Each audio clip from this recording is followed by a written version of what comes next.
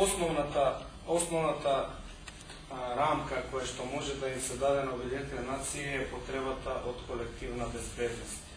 Иако односно целата организација се грижи и за економски развој, и за заштита на човекови права, и за примена на меѓународното право, меѓутоа основната потреба според која можеме да констатираме дека главната намера на ние што е основале организацијата била потреба од колективна безбедност. Обично во меѓународната политика после големи ломови и големи проблеми се појавува потреба да се уредат некои работи на поидеалистичка основа. Токму после Втората светска војна се појавува организација која што сака да го надмине ужасот и хоророт на Втората светска војна, за која што сите вие знаете како беше и кои беа бројките и какви ефекти имаше врз целото човештво. Меѓутоа, Обединетите нации не се прва меѓународна организација која што прави обид да примени систем за колективна безбедност. Исто така и после Првата светска војна се појавува Лигата на народите, која што е прв обид да се примени систем на колективна безбедност во меѓународното комуницирање. За жал, Лигата на народите не е доволно успешна и ефикасна и уредувањето на односите внатре во Лигата на народите, кратко сумирано, може да се толкува како производ на недоволно подготвеността на државите да се откажат во име на меѓународен поредок и мир од своите права, што резултира доведување до Втората светска војна.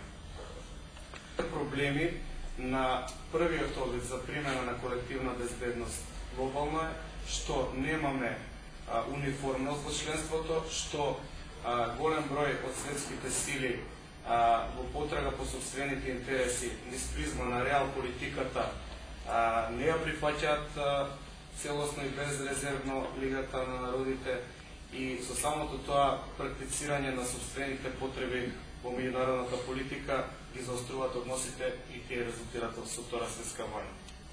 Сега, Обединетите нации кои што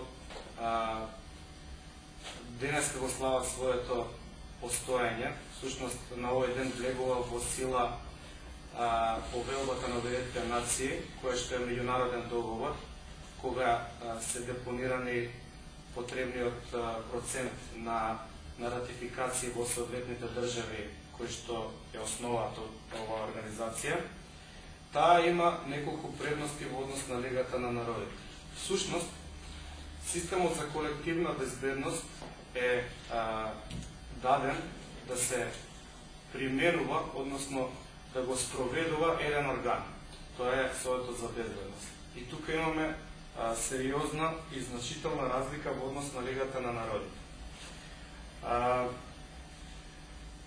Ако зборуваме за Советот за безбедност, неговата појава како орган во меѓународните работи е всушност за прв пат во историјата на човештвото да резултира, односно да се со согласност на државите се формира еден ваков орган кој што има толкава моќ во меѓународните работи и кој што до ден денеска има значително значење при сите кризи во светот. Во неговата работа учествуваат 15 држави, од кои што 5 држави имаат право на вето. Тоа право на вето за себе го задржуваат 5 држави победнички во Втората светска војна, кои што сметаат дека со самото тоа што ја извојувале победата, треба да задржат одредени привилегии за себе. Јас истражував околу правото на вето, бидејќи ние како мала држава и повеќето држави во светот сметаат дека едно такво право не е демократско, односно ги става државите во што го имаат правото на вето во една повластена состојба во однос на сите други членки. Правото на вето, доколку не било усвоено, односно доколку не било дадено на 5 држави носители на ова право, најверојатно немале да се формираат Обединетите нации. уште еден во прилог на своето задржување право на добивање на ветото, сметаат државите кои што